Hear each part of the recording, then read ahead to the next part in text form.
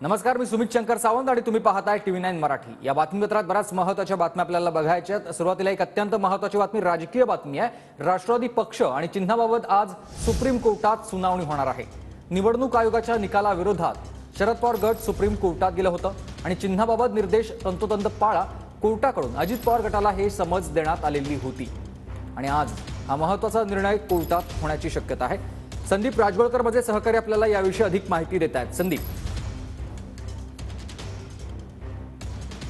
यावेळेला आपल्याला माहिती आहे की निवडणूक आयोगानं सुमित हा निर्णय दिला होता की घड्याळ चिन्ह आणि राष्ट्रवादी पक्षाचं नाव हे अजित पवार यांच्या गटाकडेच राहील किंवा त्यांच्या पक्षाला मान्यता दिलेली होती। त्यानंतर हे सगळं प्रकरण सर्वोच्च न्यायालयामध्ये आलं होतं।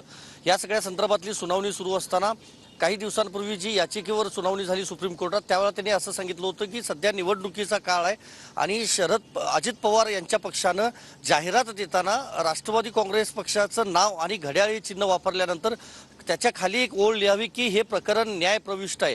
आणि आता ज्या वेळेला लोकसभा निवडणुकी संदर्भातल्या ज्या जाहिराती देण्यात आल्या होत्या अजित पवार यांच्या पक्षाकडून, त्यावेळेला सुप्रीम कोर्टाच्या या आदेशाचं पालन झालं नाही असं म्हणत काल शरद पवार यांच्या वतीनं किंवा त्यांच्या पक्षाच्या वतीने एक अर्ज दाखल करण्यात आला होता आणि हे प्रकरण मेन्शन करण्यात आलं होतं।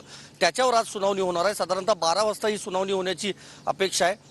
महत्त्वाचं हेच आहे की शेवटची ओळ जी आहे किंवा जे वाक्य सांगितलं होतं की हे प्रकरण न्यायप्रविष्ट आहे, तोपर्यंत आम्ही हे निवडणुकीचं घड्याळ चिन्ह वापरू शकतो, हे वाक्य काढून टाकण्याची मागणी खरं तर काल अजित पवार यांच्या वतीनं वकिलांनी सुप्रीम कोर्टामध्ये केलेली होती। मात्र त्याला शरद पवार यांच्या वकिलांनी जोरदार आक्षेप घेतला होता। अभिषेक मनु सिंघवी यांनी खरं तर तो युक्तिवाद मांडला होता। त्यानंतर सुप्रीम कोर्टानं या सगळ्या जाहिराती ज्या आहेत त्या सादर करण्याचे आदेश दिलेत। म्हणजे FM रेडिओ असतील, TV चॅनल्स असतील आणि वृत्तपत्र असतील, या ज्या माध्यमांमध्ये या जाहिराती देण्यात आल्या त्या सादर करण्याचे आदेश दिलेत।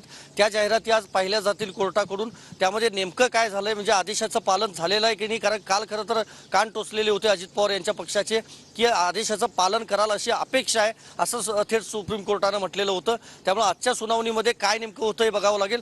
मात्र अजित पवार आणि शरद पवार यांच्या दोन्ही वकिलांकडून आज ही युक्तिवाद केला जाईल। जाहिराती बघून सुप्रीम कोर्ट पुढचा निर्देश देऊ शकतं। नक्कीच धन्यवाद तुम्ही दिलेल्या या सविस्तर माहितीसाठी। तर राष्ट्रवादी पक्ष आणि चिन्हाबाबत आज सुप्रीम कोर्टात सुनावणी पार पडणार आहे। अत्यंत महत्त्वाची बातमी आपण बघतोय। निवडणूक आयोगाच्या निकालाविरोधात शरद पवार गट सुप्रीम कोर्टात गेलेला आहे। चिन्हाबाबत निर्देश तंतोतंत पाळा असे समज कोर्टाकडून अजित